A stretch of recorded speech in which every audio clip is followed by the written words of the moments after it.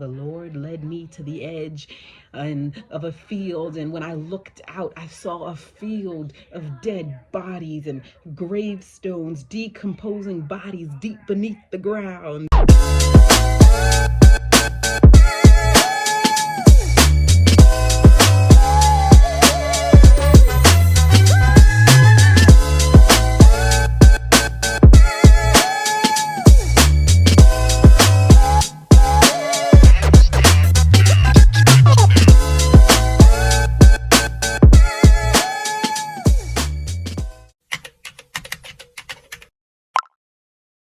I want to tell you how it happened because I want to be relatable. That's always been my prayer, is like, help me to be relatable. Help me to relate to people.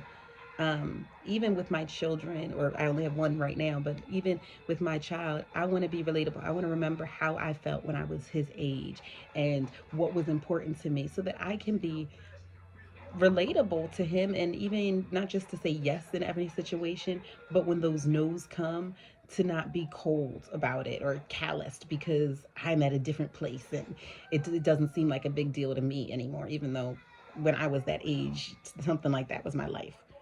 That's my goal in my walk with Christ, as well as I talk to other people, and as I pray for other people, as I meet other people, I want to stay relatable and stay understanding of where they are and where I was and what I understood and what I thought when I was that age. I mean, well, that spiritual age there. But like sometimes people can sound so lofty and so Bible like, and the Lord took me to oversee this field of dead bodies, and even though it is true, it's hard to relate to that. And we often are like, God doesn't do like that anymore. But he does do that. But if we can break it down and explain how he did it, I feel like others will realize that God is doing it to them too.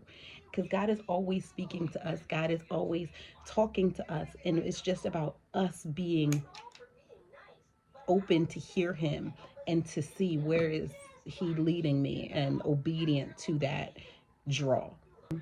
I will tell you how it happens.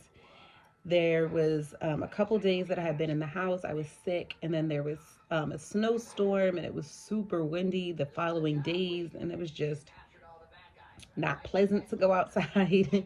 So I just hadn't been outside for a couple of days, and I was feeling slightly convicted, like I need to go out, I need to do something. But I also was like, more than really responding to that conviction, I was also feeling like stir crazy, and I'm like, I have to get out of this house. I can't stay here any like a minute longer. So I did. I decided I'll go on a really small trip. I will go. I was going to return a library book, and I was going to pick something up for my sister at the store. When I went out, my son, who was 4, he went with me, and he recently given up naps. Like he don't take no naps no more. And so he fell asleep in the car, and I'm like, listen, I'm not about to give up this unexpected nap. I'm going to use this. So I'm driving around, and I just really felt convicted to find something to do that did not involve spending money, because that's usually what I do. I'll go to like a drive-through and end up just kind of getting a coffee or a snack or whatever and sitting in the car until I feel like he's napped long enough or until he actually wakes up. But I'm like, I'm feeling convicted not to do that. And I'm like, okay, why not? What else I'm going to do? I was trying to be obedient. So I'm like, okay, that's a good idea. I really don't have it like that to just always spend it anyway. And I'm trying to be a good steward of the things I'm given. I really don't need to spend any money right now. So, okay, let me listen. Let me be obedient. Let me not do this. And so I'm trying to figure out what it is I should be doing. And so I'm just driving around the neighborhood, and eventually I pass this kind of like a trail to walk on, and it has a parking spot so that people can drive there, park their cars, and then go walk. So I pulled in. Again, it's been cold, it's icy out, there's snow on the ground, so nobody is out there walking. Yes, baby. So it was cold, and it was icy, and it was cold. You hear me say it twice. It was cold outside. Nobody was out there. So I sat down in the in the car. We're in the parking lot, and we're just kind of chilling there. He's asleep in the car, and I'm just sitting there. I'm doing Duolingo. I'm on my phone. I'm texting, whatever. And then I start feeling convicted again. Like, there's more that I need to be doing here. There's more that I need to be doing here. And I'm like, I have no idea what that more is. And that morning, my son had woken up early. So I didn't do the usual Bible journaling where you can write in the margins and everything. I just read a couple chapters on my phone, but I didn't have that Bible journal with me. So I'm like, I still can't do that. I have a faith-based book with me, but that still wasn't seeming like the answer. And I was just like, what is this? Like, it just felt like an uneasiness of like I'm missing an opportunity. And I'm like, I don't know what it is. And I felt like it was coming from God. And I was just like, okay, Lord, what is it? What what is it you're trying to say to me in this moment? Can you speak to me? And there is so much power in that prayer because God hears us and he desires to speak to us. So you ask him to speak to you. I hope you're prepared for an answer because he will answer you and he will respond to you when you ask him to speak to you, which is such an awesome and beautiful thing, such a privilege. And so, as I'm sitting there and I'm saying, Lord, what is it? Speak to me. I'm hearing in my head. So, when I say I hear, I have never audibly heard the voice of God.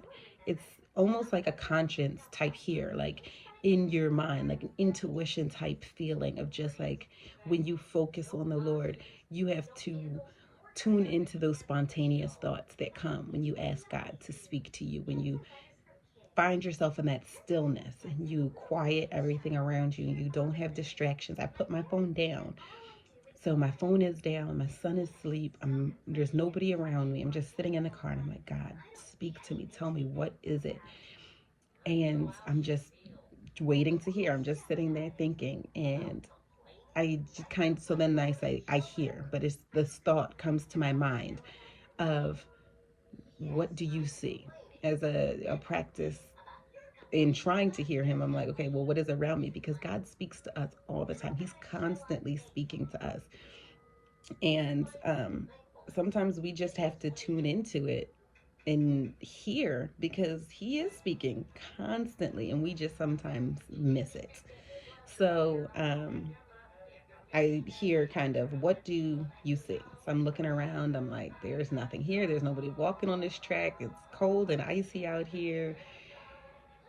Looking out a windshield and out past the field down, I see a cemetery. I'm like, I see a cemetery.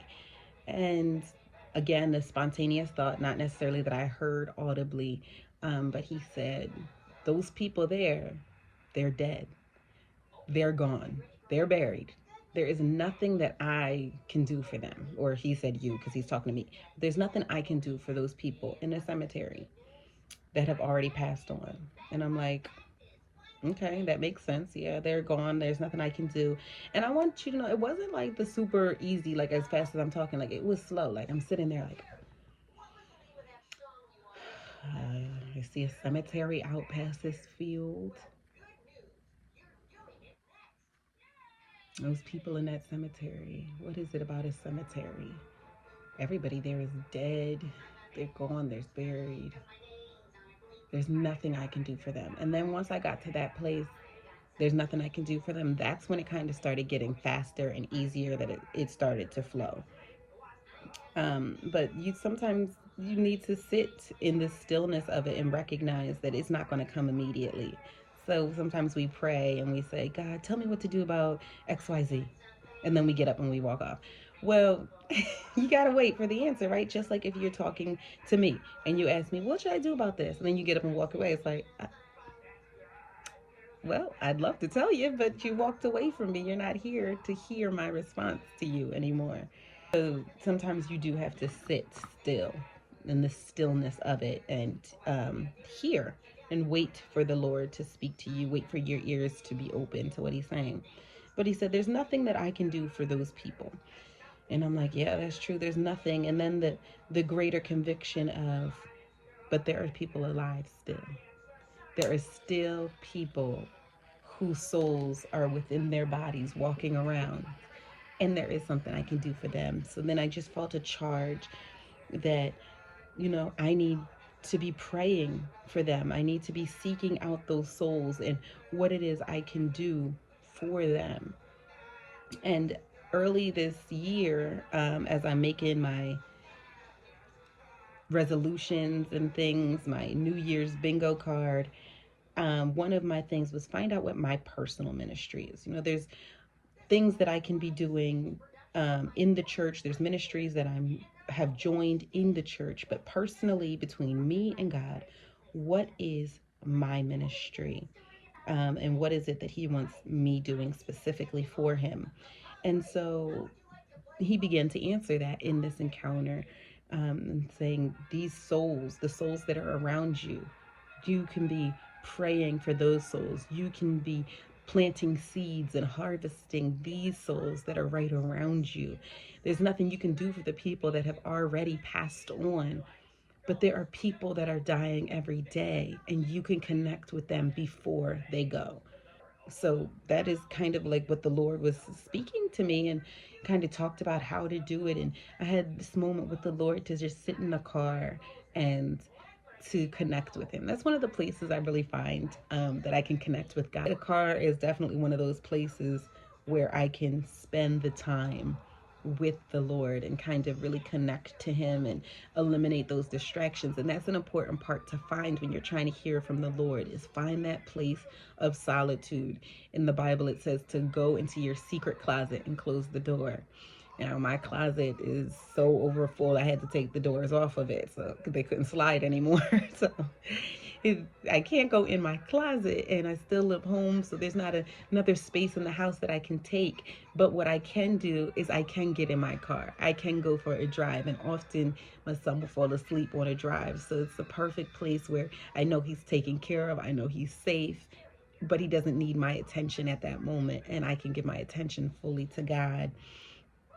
So I really just encourage you all, whoever has this video has come to just seek Him and to have that silence moment with Him where you're tuned into those spontaneous thoughts, and see maybe what your personal ministry is. What should you be doing? But for me, my heart is really drawn to those hearts and those souls, and I'm praying for those souls of the people around me, and I want to spread whatever message I have. So I'm going to be obedient to the Lord, and I'm going to start, not just praying for those souls, but reaching out to them, trying to drop those seeds that were dropped into me, and give what I have, right? That's why it is given. It is given to me so that I can give it out.